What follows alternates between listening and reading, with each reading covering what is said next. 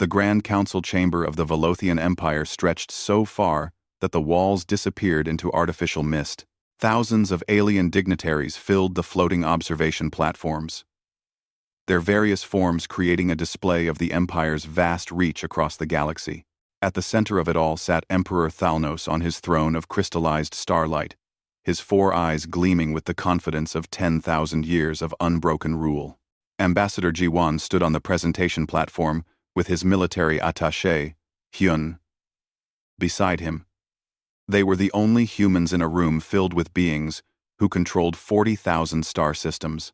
Jiwan's simple black diplomatic suit looked plain compared to the elaborate robes and armor surrounding them. He carried only a small leather case, worn from years of use. High Chancellor Mevrik stepped forward, his scales catching the light as he activated the holo display. Images of human colonies appeared in the air, marking the mere 200 systems humanity called home. The Chancellor's voice boomed through the chamber's speakers. The human expansion has proceeded without proper acknowledgement of imperial authority. Your species has established colonies in sectors claimed by the Empire over 3,000 years ago. You have refused tributary status. You have rejected our generous offer of protectorate governance. G1 said nothing. He had heard this speech before, in a dozen different forms, from a dozen different empires.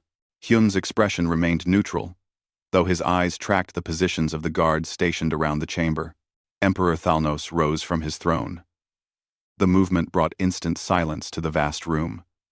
When he spoke, his words were translated into 1,000 languages simultaneously.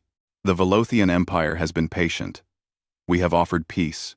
We have offered partnership. We have offered you a place within our ancient civilization.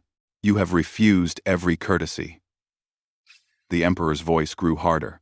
Therefore, as is our right, as the eldest power in this galaxy, we formally declare a state of war between the Velothian Empire and the human species. You have 30 days to remove your colonies from imperial space and accept vassal status. Failure to comply will result in military action. The declaration hung in the air like a physical thing. Around the chamber, alien dignitaries whispered among themselves. Some looked pleased at the Empire's show of strength. Others seemed concerned about the disruption to trade. None expected what happened next. Ji-won laughed.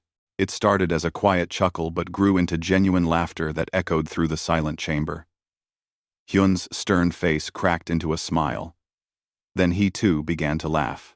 The 2 humans stood on the platform, laughing in the face of the galaxy's most powerful empire. The Emperor's 4 eyes narrowed. You find your species' extinction amusing, human? Ji-won wiped his eyes and opened his leather case. He pulled out a newspaper. An actual, printed newspaper on real paper. The kind that most spacefaring species had abandoned centuries ago. He held it up for the Emperor to see. Your Majesty, with respect, I need to show you something. Ji-won's voice carried clearly now.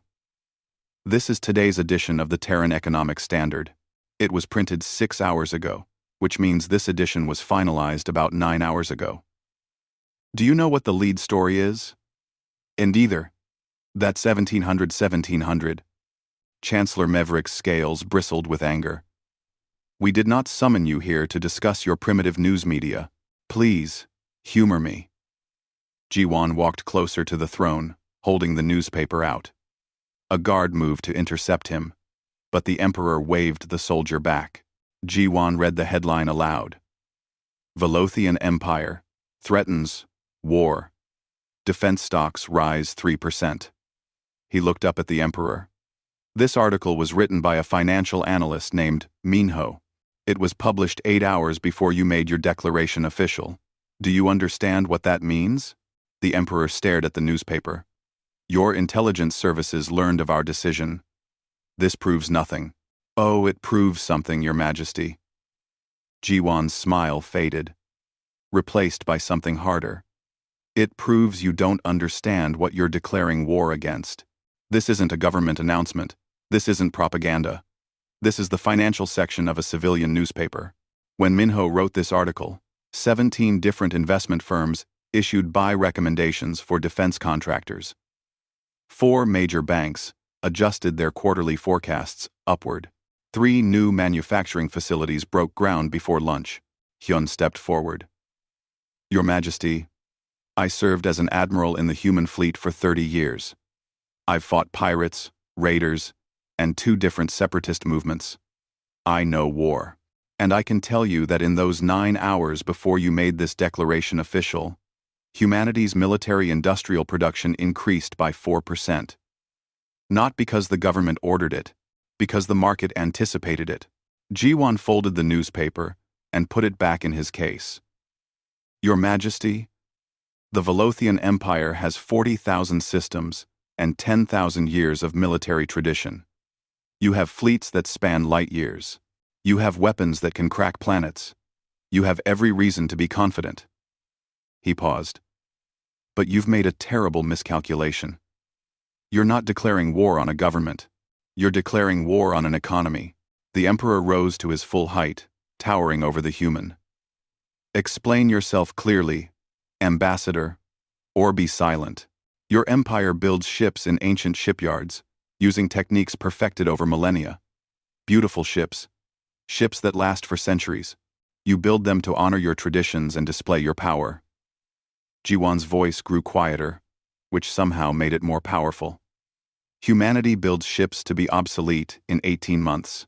We build them in competing factories owned by competing corporations, who would sell weapons to their worst enemies if the profit margin was right. You have a military-industrial complex. We are a military-industrial complex. The chamber erupted in noise. Alien dignitaries shouted, some in anger, some in confusion.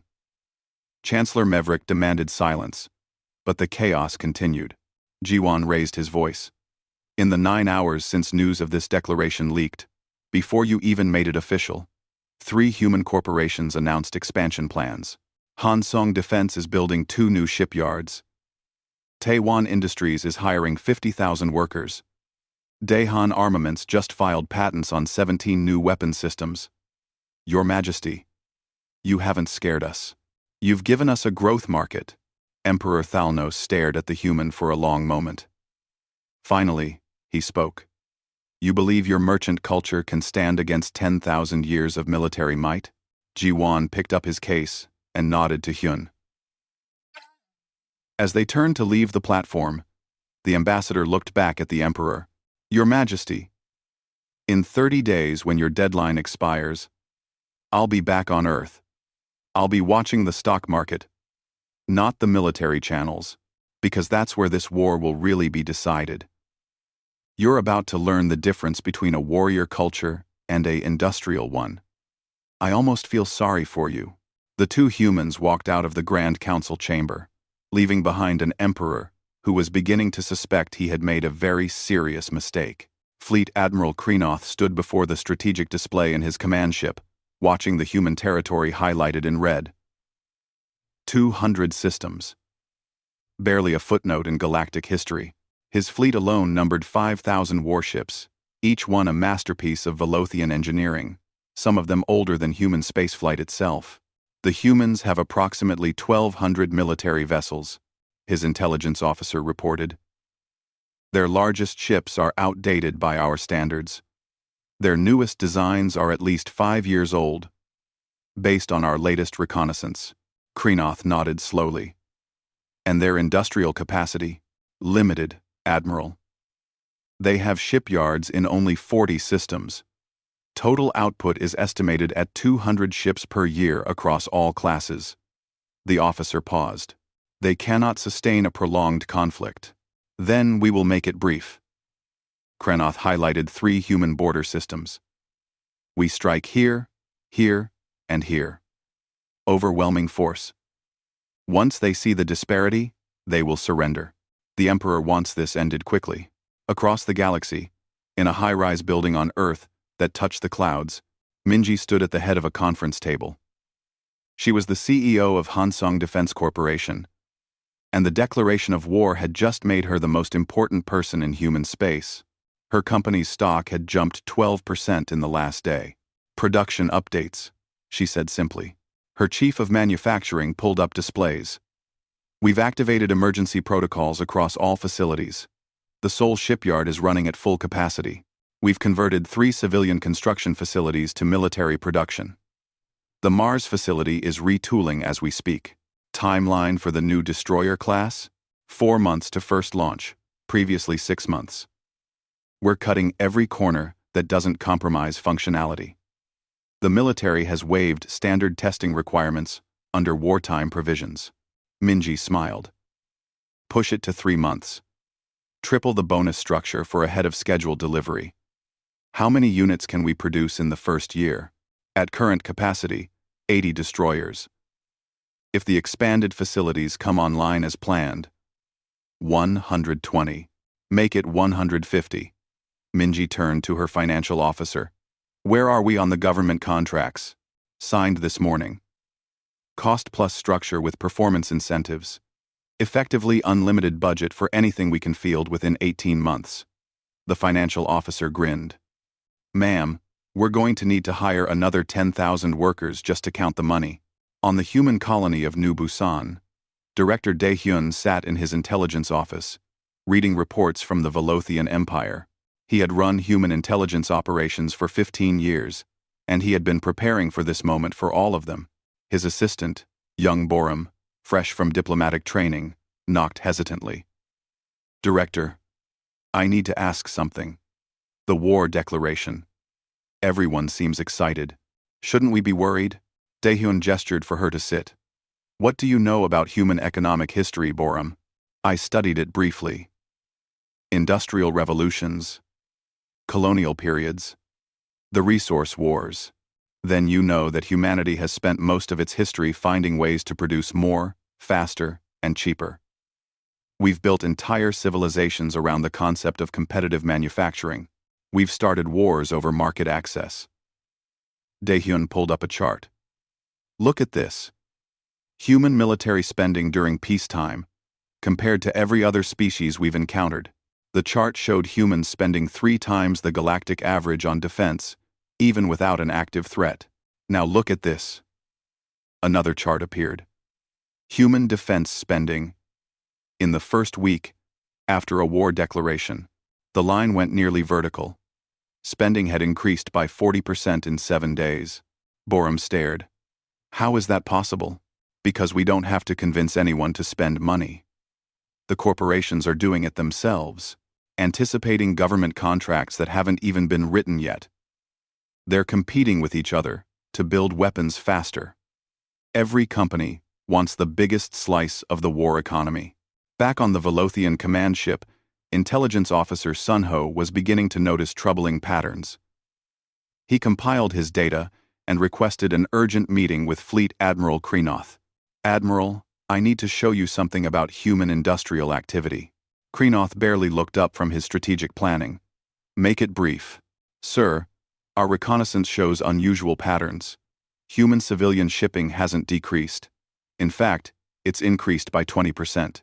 Massive construction projects have begun in 17 systems simultaneously. Energy consumption is up across all human territory. They're preparing their defenses. Expected. Sir, with respect. This doesn't match defensive preparation. These are offensive industrial expansions. They're building shipyards, Admiral. New ones. Big ones. Sunho pulled up images. This facility on Mars didn't exist 2 weeks ago. Now it's operational. This one near Saturn is going to be the largest in human space when it's complete. Construction time. Estimated at 4 months. Kreenoth finally gave Sunho his full attention. 4 months? That's impossible. A shipyard of that size takes years to construct. They're using prefabricated components, sir. Mass-produced modules that snap together. It's crude, not elegant like our shipyards, but it's fast. And sir, there are 12 more under construction just like it. The Admiral stared at the images. What are the humans doing? On Earth, Ambassador Jiwon sat in a quantum communication room, speaking with Director Dae-hyun on the secure channel. The Velothians will attack within the month, Dae-hyun reported. They're positioning their fleet near our border systems. Expected. What's the fleet reaction? Admiral Hyun has been recalled to active duty. He's assembling defense forces. But Jiwon, he's not worried. Nobody in the military seems worried. It's strange. Jiwon smiled. It's not strange. It's logical.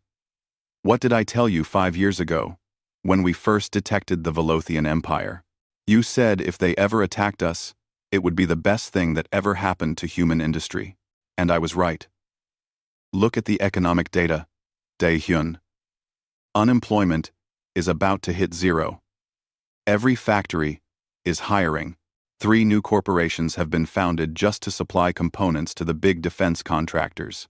The entire economy is shifting into high gear, and we're more efficient at war production than any species the galaxy has ever seen. Borum, listening from her station, couldn't stay quiet. But Ambassador, they outnumber us 10 to 1. They have better technology, older, and more proven. How can we win? Jiwon's expression grew serious. Borum, let me explain something about humanity. We're not the strongest species. We're not the smartest. We're not the oldest or the wisest. But we are the only species that turned manufacturing into a competitive sport. The Velothians have perfect ships built in perfect shipyards, using perfect techniques that haven't changed in 1,000 years. We have 17 corporations fighting each other to build something better than what they built last quarter. He pulled up a production chart. The Velothians think they're fighting a nation of 200 systems. They're actually fighting an economic system that treats war as a market opportunity. Every ship they destroy gets replaced by 3 more, each one slightly better because the manufacturers learned from the previous design. They're fighting corporations that would rather go bankrupt than lose a contract to their competitors. Dae-hyun nodded slowly. The Velothians build for honor. We build for profit. Exactly. And profit is a much more powerful motivator when you're trying to outproduce your enemy. Jiwon stood. They'll learn. Probably too late. But they'll learn. The Emperor thought he was declaring war on a government. He actually declared war on every human corporation simultaneously. And those corporations are about to show him what competitive capitalism looks like when the safety regulations get waived. Across human space, the economy transformed. Stock markets soared. Help-wanted signs appeared everywhere. Engineering students graduated early to join defense corporations. Civilian factories retooled. Construction crews worked around the clock. And in orbit of 100 worlds, new shipyards rose like metal forests, waiting to pour out ships faster than any traditional military could imagine. The Velothian Empire had no idea what was coming. The first battle happened exactly 30 days after Emperor Thalnos made his declaration. Fleet Admiral Krenoth led a force of 800 warships against the human border system of New Gangnam. According to intelligence reports, the system was defended by only 60 human vessels. Captain So-young stood on the bridge of the destroyer HSS Indomitable, watching the Velothian fleet emerge from faster-than-light travel. Her ship was 3 months old, fresh from the shipyard, and according to official records, it carried standard armaments. Those records were technically correct but meaningfully false. Enemy fleet detected, her tactical officer reported. 800 contacts. They're forming standard battle formation. So-young smiled slightly. Time to show them what standard means to us. Weapons. What do we have loaded? Port missile banks have the Cheonma 7 series. Starboard has the experimental Cheonma 8. The manufacturer wanted us to field test them. In combat? They said the war made it acceptable. All safety restrictions are waived for frontline units. The weapons officer grinned. Plus, they're paying us a bonus if we provide good performance data. So-young shook her head in amazement. Only humanity would turn active combat into a product testing opportunity. Very well. Fire when ready. The Velothian fleet advanced in perfect formation. A display of 10,000 years of military doctrine. Then, the human missiles started hitting. And the formations dissolved into chaos. The missiles moved faster than expected, turned sharper than possible, and carried warheads that seemed to violate several laws of physics. On the Velothian flagship, Admiral Kreenoth watched his tactical display in confusion. What are these weapons? Intelligence said the humans had standard kinetic missiles. They do, sir, his weapons officer replied. These appear to be a completely new design. No records of this technology in our database. How long have they been in service? Unknown, sir. Possibly weeks. Kreenoth stared at the display as 3 more of his ships exploded. Weeks? Back on Earth, in the research facility of Hansong Defense Corporation, Chief Engineer Jamin was celebrating with his team. Real-time data from the Kionma 8 missiles was streaming in, and the results were exceeding projections. The guidance system is performing beautifully, one engineer said. Accuracy is up 12% over the Cheonma 7. Thrust efficiency is better too, another added.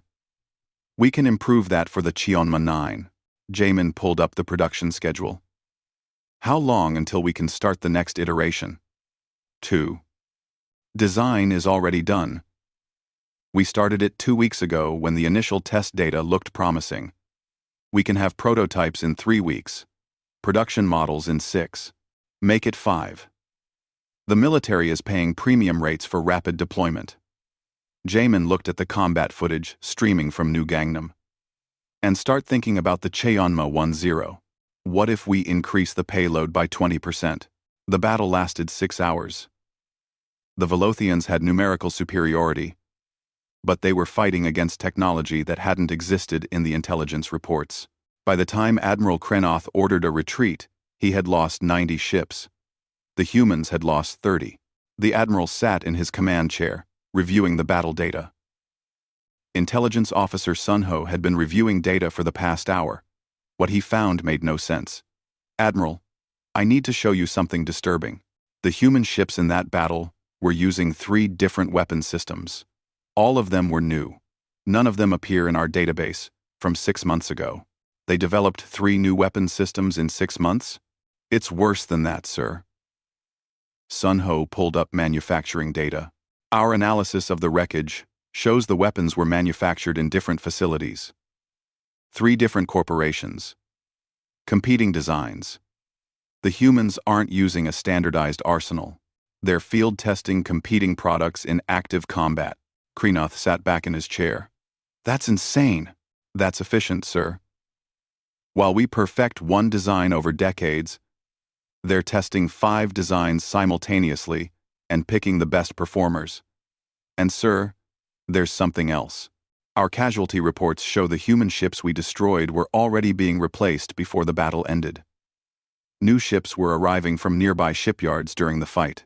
Across human space, the economy was roaring. Admiral Hyun, now commanding the human defense fleet, held a strategic briefing with his officers. The Velothians will attack again, he said. Probably in greater numbers. They think overwhelming force is the solution. Can we hold? A young captain asked. We won't just hold. We'll win. And I'll tell you why.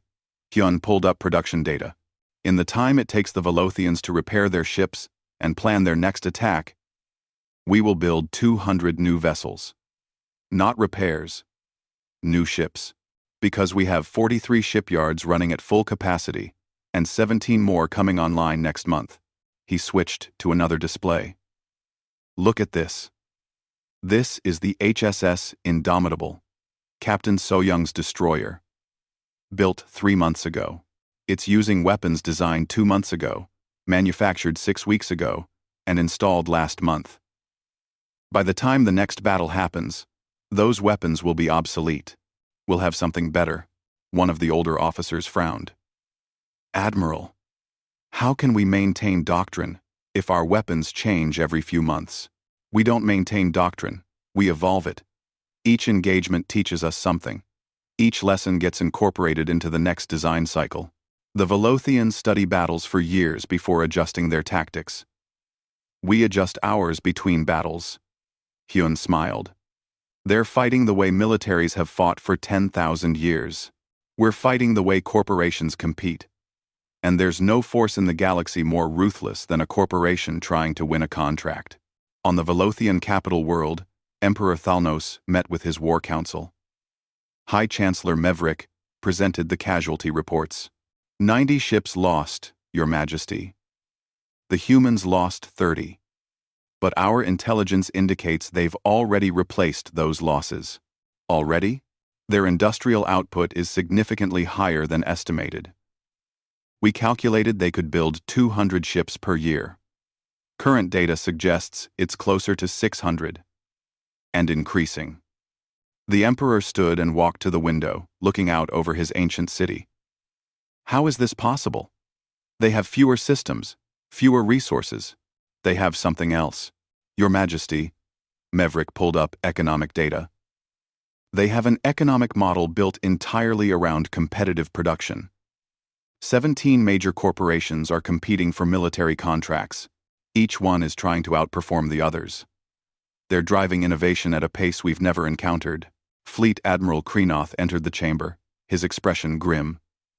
Your Majesty, I need to request additional forces. The humans are not fighting like any opponent we've faced before. Explain. They treat each battle as a test. They field experimental weapons in combat. If something works, it's in mass production within weeks. If it fails, they try something else. They're iterating faster than we can analyze. Kreenoth paused. And, Your Majesty, they're getting better. Each battle, their ships perform better than the last. They're learning and adapting in real time. Emperor Thalnos turned back to face his council. The human ambassador said we were declaring war on an economy. I thought he was using metaphor. He wasn't, Your Majesty, Chancellor Maverick said quietly. We're fighting something worse than a military. We're fighting a self-improving industrial system that profits from conflict. Every ship we destroy means more production, more jobs, more economic growth for humanity. We're not hurting them. We're feeding their economy. The Emperor sat heavily on his throne. What have we done? What have we done? On Earth, in a bar near the Hansong Defense Corporation headquarters, Jamin and his engineering team were celebrating another successful field test. His colleague raised a glass. To the Cheonma 8. To the Cheonma 9, Jamin corrected. The 8 is old news. We're already working on the next generation. Outside, across human space, the shipyards worked without stopping. New vessels rolled out of construction bays every few hours. Engineers competed to design better weapons. Corporations fought for contracts. The entire economy had transformed into a machine designed for one purpose: building military hardware faster than anyone could believe possible. And the Velothian Empire was learning that declaring war on humanity meant declaring war on the most efficient production system the galaxy had ever seen. 6 months into the war, Emperor Thalnos stared at numbers that made no sense. His empire had lost 400 ships. The humans had lost 600. By all traditional military logic, humanity should be on the verge of collapse. Instead, human fleet strength was now larger than when the war began. High Chancellor Maverick stood before the Emperor's council, presenting data that seemed impossible. Your Majesty, human industrial output has increased by 40% since the war began. They currently have 1,800 military vessels in active service. 6 months ago, they had 1,200. They lost 600 ships. They built 1,200 new ones? The Emperor's voice was flat with disbelief. Correct, Your Majesty. And the new vessels are superior to the ones they lost. Each generation of human ships is better than the last. Fleet Admiral Kreenoth added his own grim assessment. Your Majesty, our shipyards are struggling. We've lost ships faster than we can replace them. Our construction facilities were designed for peacetime production, not wartime demands. We're building perhaps 50 ships per year across the entire empire. The humans are building that many in a single week. On Earth, Minji stood in the executive boardroom of Hansong Defense Corporation, addressing her fellow CEOs from the other major defense manufacturers. The meeting had been called the Competition Coordination Conference, which everyone found amusing given that they were still fierce competitors. Gentlemen, ladies, we need to discuss production targets for the next quarter, Minji began.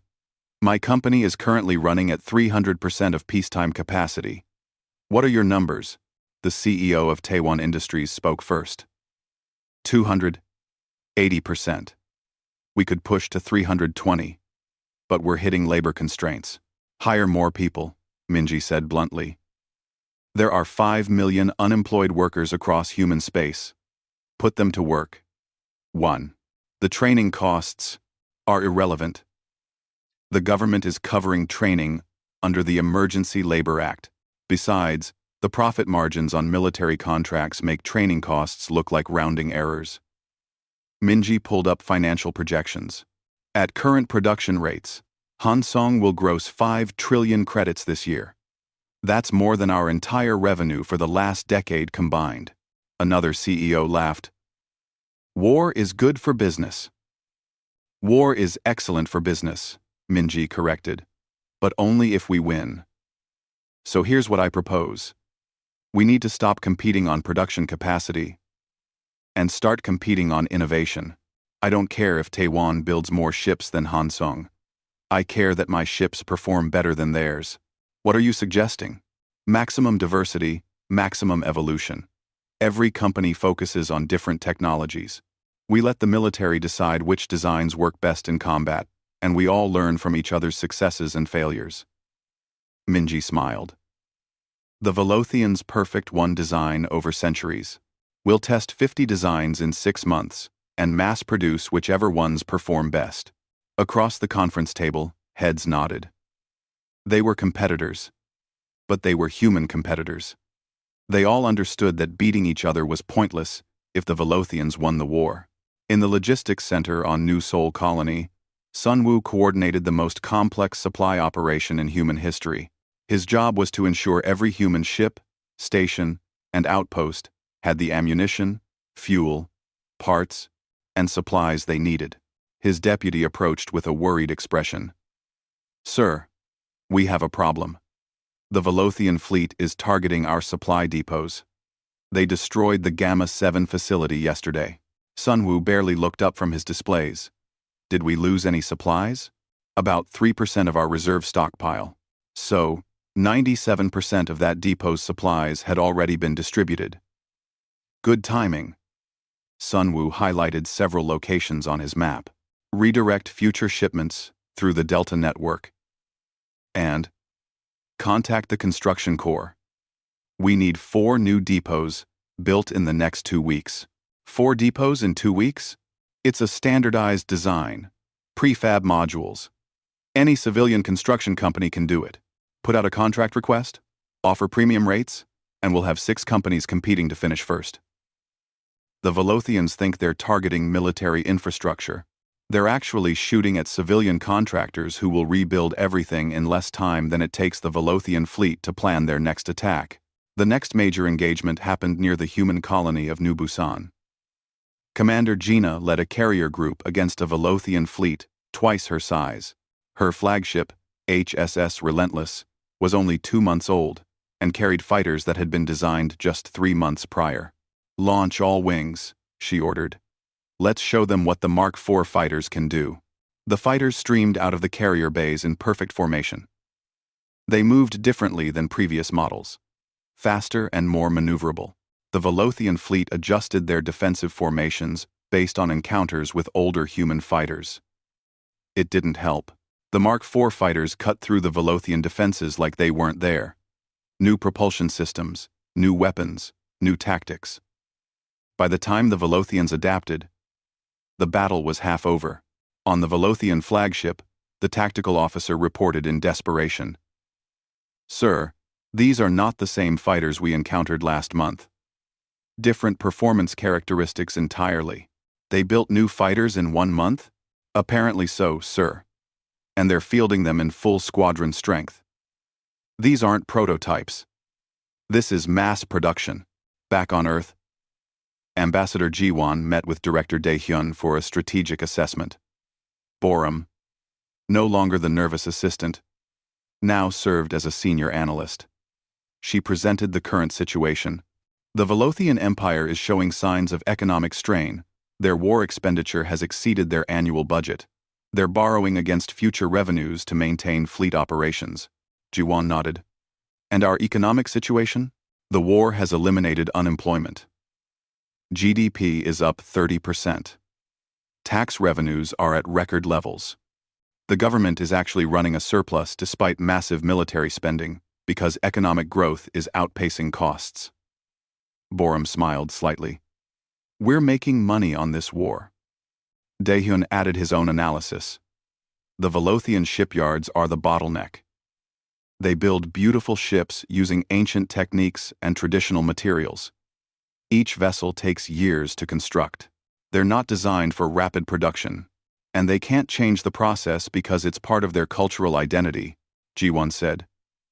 Shipbuilding isn't just manufacturing for them. It's art, tradition, heritage. They'd rather lose the war than compromise their standards. Meanwhile, we build ships like we build cars, Borum said. Standardized components, assembly line production, constant design improvements. The newest destroyer class uses 60% interchangeable parts with the previous class. A shipyard can retool for the new model in 2 weeks. 3 months later, Admiral Hyun personally led a raid deep into Velothian territory. He commanded a fleet of 400 ships, half of which hadn't existed 3 months ago. They struck a major Velothian shipyard, destroying it completely. During the retreat, Hyun's fleet captured a damaged Velothian vessel. He ordered the ship brought aboard his flagship and personally interviewed the captured admiral. "Why do you fight so hard when you cannot win?" the Velothian admiral asked. He was injured but proud, sitting in the detention area with dignity intact. Hyun sat down across from him. "You're asking the wrong question. You should ask why you cannot win." Kludwan. A. Ask. Why. Your numbers are irrelevant. Admiral, let me explain something about humanity. We're not warriors. We're builders. We've spent 10,000 years figuring out how to make things faster, cheaper, and better than the previous generation. That's our culture. That's our identity. Hyun pulled up a display showing comparative production data. Your empire builds ships to last for centuries. You put craftsmen's signatures on bulkheads. You have naming ceremonies that take days. Every vessel is a work of art. It's beautiful. It's honorable. It's also impossibly slow. The Velothian admiral stared at the data showing human production rates. We build ships to be obsolete in months, Hyun continued. The destroyer I'm commanding right now will be outdated next year. There's already a newer model in production. My crew will transfer to that ship, and this one will go to reserve fleet or be scrapped for parts. No ceremony. No honor. Just efficiency. That's barbaric. That's practical. You wanted a war of attrition. You picked the wrong species. Hyun stood. We don't fight like you do. We don't think like you do. You see war as an extension of honor and tradition. We see it as a production problem. And we're very, very good at solving production problems. On the Velothian capital world, Emperor Thalnos held an emergency council session. The financial reports were devastating. Chancellor Meverick's voice was quiet as he delivered the assessment. Your Majesty, at current expenditure rates, the Empire's treasury will be depleted in 8 months. We cannot sustain military operations beyond that time frame. And the humans? Their economy has grown stronger. War production has become their largest industry. They're not running out of resources. They're finding more efficient ways to use the resources they have. The lever mine. Their economy way. Their marking town. Emperor Thalnos looked at his assembled advisors. Fleet admirals. Financial ministers. Cultural leaders. All of them had the same expression. Defeat. The ambassador was right. The emperor said quietly, "We declared war on an economy, and you cannot conquer an economy with warships." 18 months after Emperor Thalnos declared war, Ambassador Ji-won returned to the Grand Council chamber. This time, the emperor had requested his presence. The chamber looked the same, but the atmosphere was completely different. The alien dignitaries on the observation platforms were quiet, watching nervously. Everyone knew why the human had been summoned. Jiwan walked onto the presentation platform with Heiji, the human Secretary of Commerce. They carried briefcases, but no weapons. They didn't need them. Emperor Thalnos sat on his throne, looking older than he had 18 months ago. High Chancellor Mevrik stood beside him, his scales dull with stress. Fleet Admiral Kranoth was also present, though his fleet was now half the size it had been at the war's beginning. Ambassador Jiwan, the Emperor said formally. We request negotiations. Of course, Your Majesty. Jiwan set his briefcase down and pulled out a datapad. Not a newspaper this time, but something equally important. I've taken the liberty of preparing a preliminary framework for discussion. Chancellor Mevrik's scales bristled slightly. You prepared terms before we requested negotiations? Your Majesty. The financial markets predicted this meeting 3 months ago, when your empire's war bonds fell below 60% of face value. It became clear that negotiations were inevitable. Jiwan smiled gently. We've been ready for this conversation for some time. Secretary Heiji stepped forward. Your Majesty, if I may be direct, the Velothian Empire is facing economic collapse. Your military expenditures have exceeded your revenues by catastrophic margins. Your shipyards are bankrupted. Your treasury is empty. You cannot continue this war. You have won militarily, Emperor Thalnos said stiffly. We acknowledge this. We are prepared to discuss territorial concessions, reparations, and peace terms. Your Majesty, we don't want your territory. Jiwan activated his datapad, projecting financial charts into the air. We want your markets. Silence fell across the chamber. Explain, the Emperor commanded. Heiji took over the presentation. The Velothian Empire controls 40,000 star systems with a combined population of 6 trillion beings. That's the largest consumer market in the galaxy. Your people need goods, services, infrastructure. Your economy needs reconstruction. Your shipyards need investment. Your industries need modernization. Jiwan continued. We propose economic integration rather than military occupation. Human corporations will invest in Velothian industries. We'll provide technical assistance, manufacturing expertise, and capital investment. In return, we gain market access and trade agreements. Chancellor Mevrik's expression shifted from confusion to understanding to horror. You want to buy us. We want to partner with you. Jiwan corrected gently.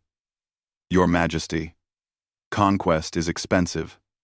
Occupation requires military resources, administrative overhead, and resistance management. Trade is profitable. Why would we want to rule 40,000 systems when we can simply do business with them? Minji, joining the delegation via hologram from Earth, appeared beside Jiwan. Your Majesty, Hansong Defense Corporation is prepared to invest 5 trillion credits in rebuilding your shipyards. We'll provide modern manufacturing equipment, training for your workers, and technical expertise. In exchange, we request preferred contractor status and a 49% ownership stake. The Emperor stared at her. You want to buy our shipyards? We want to help you rebuild them. Your Majesty, your traditional shipbuilding techniques produce beautiful vessels, but they're not economically sustainable. We can help you modernize while preserving the craftsmanship your culture values. Your workers keep their jobs. Your traditions continue, but the facilities become profitable instead of being constant drains on your treasury. Heiji pulled up more proposals. Taiwan Industries wants to invest in your manufacturing sector. Daehan Armaments is interested in your materials processing facilities. 7 other major corporations have submitted proposals for various infrastructure projects. Total proposed investment: 23 trillion credits over the next 5 years. You're offering to rebuild our economy, Chancellor Mevrik said slowly. We're offering to integrate with your economy. G1 corrected. Your Majesty. Humanity doesn't need more territory. We have 200 systems and we're still developing most of them. What we need are markets. Customers. Trade partners. The Velothian Empire represents the largest untapped market in the galaxy. Emperor Thalnos stood from his throne and walked to the edge of the platform, looking down at the human delegation. You're telling me that you fought this war not to conquer us, but to prove you were worthy trade partners? We fought this war because you declared it, Your Majesty. But yes, the end goal was always economic integration, not military domination. G1 smiled. If you had accepted our trade proposals 5 years ago, none of this would have been necessary. But you couldn't take us seriously as an economic power. Now you have no choice. Fleet Admiral Kreenoth spoke for the first time. This is humiliation dressed up as partnership. This is survival dressed up as partnership, Admiral Hyun said, appearing via hologram beside Minji. Admiral Kreenoth, I respect you as a military leader. But your empire is bankrupt. You have 3 choices. Accept economic integration with humanity, collapse into financial ruin, or continue a war you've already lost. Which option preserves more of your dignity? The Velothian admiral had no response. Over the next 6 hours, the terms were negotiated. Human corporations would invest in Velothian industries. Trade barriers would be eliminated. Technology sharing agreements would be established. Most significantly, human financial systems would become integrated with Velothian economic structures. The treaty was signed by the end of the day. No territory changed hands. No reparations were paid.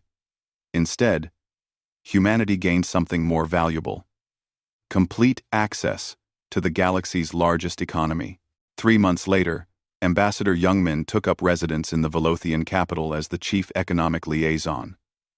He was younger than G1, but he had the same calm confidence. His first official act was to meet with the Velothian Economic Council to discuss the implementation of the trade agreements. A Velothian counselor, old and bitter, asked the question on everyone's mind. Did humanity plan this from the beginning? Did you manipulate us into declaring war so you could economically conquer us? Youngmin considered the question carefully. Counselor, let me be honest. We didn't plan for you to declare war. We hoped you would see the benefits of trade and partnership without military conflict. But once you declared war, yes, we did what humanity does best. We found the profit margin in the chaos. He pulled out a newspaper, in a deliberate echo of Ambassador G1's gesture 18 months earlier. This one's headline read, Velothian Human Free Trade Zone Established. Market Analysts Project, Unprecedented Growth. Counselor, your empire thought economic power was a side effect of military might. You built your wealth on conquest and tribute. But humanity learned something different. We learned that economic power is the foundation, and military power is just one tool to protect it. Youngmin set the newspaper down. You wanted to add us to your empire. Instead, you've become part of ours, not through occupation, but through integration. Your people still govern themselves. Your culture remains intact.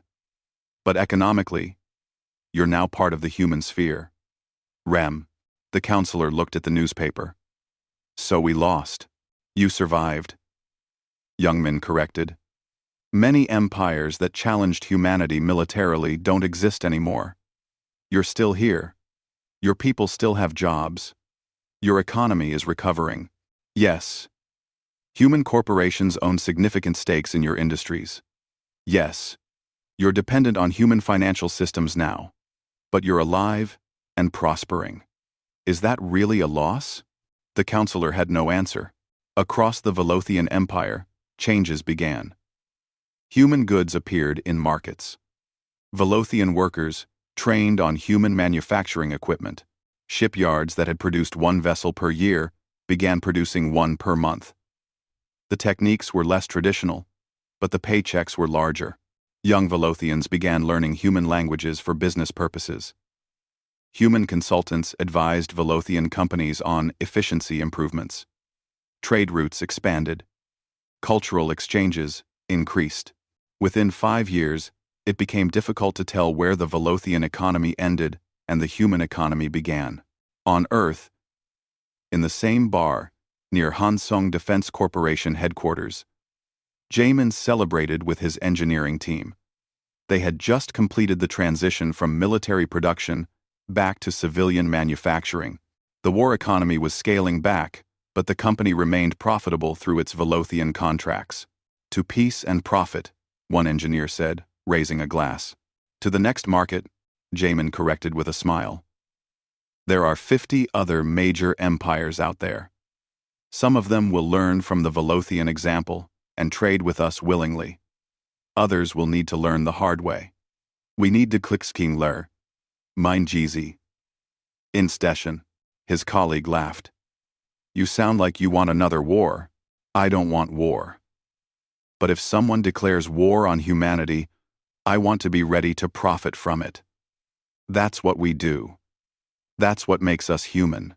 On the Velothian capital world, Emperor Thalnos stood at his window, watching human cargo ships arrive at the orbital stations. His empire was recovering, growing even, but it was no longer truly independent. Every major decision now involved human economic interests. Every strategic choice was limited by trade agreements. Chancellor Meverick entered the room.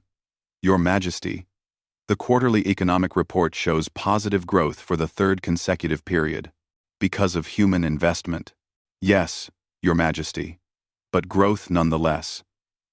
Our people are working. Our industries are productive. Our debts are being repaid. The Emperor turned from the window. We are a client state, Meverick. We govern ourselves, but we don't control our own economy. Better than the alternative, Your Majesty. We declared war on the wrong species. They were merciful enough to offer us partnership instead of destruction. Emperor Thalnos returned his gaze to the window, watching the human ships. The ambassador was right. We thought we were declaring war on a government. We were actually declaring war on an economy. And you cannot defeat an economy with warships. You can only join it or be absorbed by it. Which did we do, Your Majesty? The Emperor smiled bitterly. Both, I think. We joined it by choosing integration. We were absorbed by it because we had no other choice. The humans call it partnership. History will call it conquest. But it doesn't matter what we call it. The result is the same. The galaxy's greatest military empire became a subsidiary of the galaxy's greatest economic power. And most of our people don't even realize it happened. Below, in the markets of the capital city, Velothian citizens bought human products, worked in human-owned factories, and dreamed of prosperity in an integrated economy.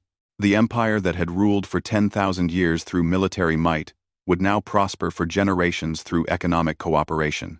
And somewhere on Earth, in a quiet office, Ambassador Jiwan read the latest reports and smiled. Another empire integrated. Another market opened. Another victory that never looked like a war. Humanity had found its place in the galaxy, not through conquest, but through something far more permanent. They had made themselves economically indispensable. And that, Jiwan reflected, was a much more stable foundation than any military ever built.